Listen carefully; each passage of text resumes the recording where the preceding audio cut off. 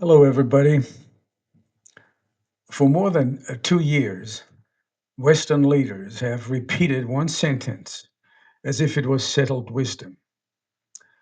Russia launched an unprovoked war of aggression against Ukraine. If that sentence were true, peace would be simple, but it is not.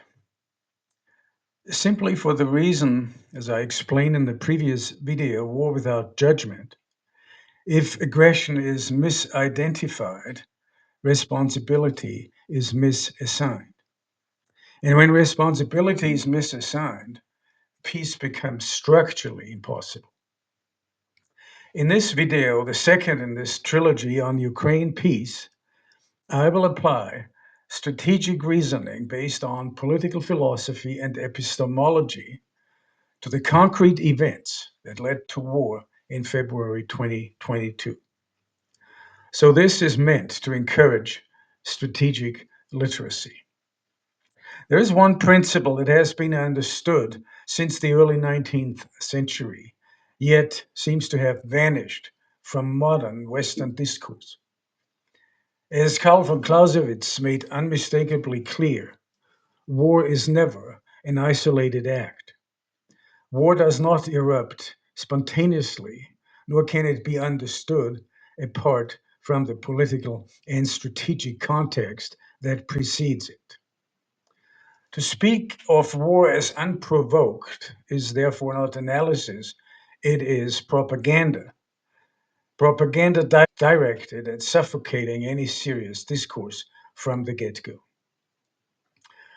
Propaganda may satisfy moral instincts and feelings, but it disables strategic judgment. And strategy without judgment always ends in catastrophe, as the war in Ukraine proves as a shining example for all generations to come. Let us begin with Crimea. In Western political and media narratives, Russia's annexation of Crimea in 2014 is presented as the origin of the conflict, a first step in a supposed imperial expansion. But this interpretation again reverses cause and effect, the first major error in human thinking, as explained in the previous video. After the Maidan uprising, Russia faced, for the first time in its history, a government in Kiev openly committed to NATO membership and hostile to Russian strategic interests. This was not a marginal concern because it directly threatened Russia's access to the Black Sea and hampered the operational viability of its southern naval forces. In strategic terms, the annexation of Crimea was not an expansionist indulgence. It was understood in Moscow, and rightly so, as a defensive necessity.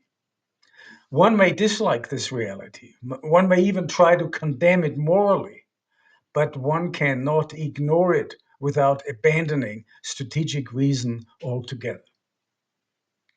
And the same causal inversion governs the interpretation of Russia's military action in February 2022. Western leaders repeatedly declared that Russia launched a war without provocation. But this statement is demonstrably false. For years, Russia articulated openly and consistently that NATO expansion into Ukraine constituted an existential security threat. Diplomatic channels were pursued, red lines were stated, yet proposals were rejected or dismissed. I explained the geopolitical fantasy behind all this in the video titled The Brzezinski Curse From the Grand Chessboard to the Ukraine War. At that point, when all red lines had been overstepped, the strategic situation crossed a classical threshold.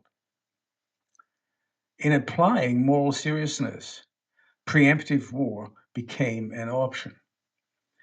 Preemptive war is not a modern invention, nor is it inherently illegitimate. In strategic theory, preemptive action may be justified when existential threats are imminent, diplomatic remedies have been exhausted, and delay would irreversibly worsen the strategic position. This does not sanctify war, but it situates war within the tragic logic of statecraft rather than within a moral fantasy land. To deny this logic is not political or moral superiority. It is simply ridiculous and a refusal to take strategy seriously. This does not exonerate Moscow, but it certainly indicts the entire framework of Western decision making and the constant attempt at self absolution. The West prefers a simpler narrative, a lone aggressor on the one hand versus innocent defenders on the other. This narrative absolves policymakers of responsibility and transforms strategic failure into moral theater. This is exactly what happened. But responsibility cannot be wished away. By denying Russia's legitimate security concerns, by instrumentalizing Ukraine as a forward strategic platform against Russia. Let us not forget that between 2013, the year before Maidan, and February 2022, Ukraine's defense budget had increased sixfold. And by replacing diplomacy with moral exhibitionism, Western elites helped create the conditions for war. Responsibility, correctly understood, is not a matter of blame, it is a precondition for peace. If the war in Ukraine is ever to end in a meaningful and lasting manner, responsibility must be reassigned correctly, not to satisfy emotions, but to restore reality. Without restoring causal clarity, negotiations will continue, but peace will remain out of reach. In the next video, I will turn to the future.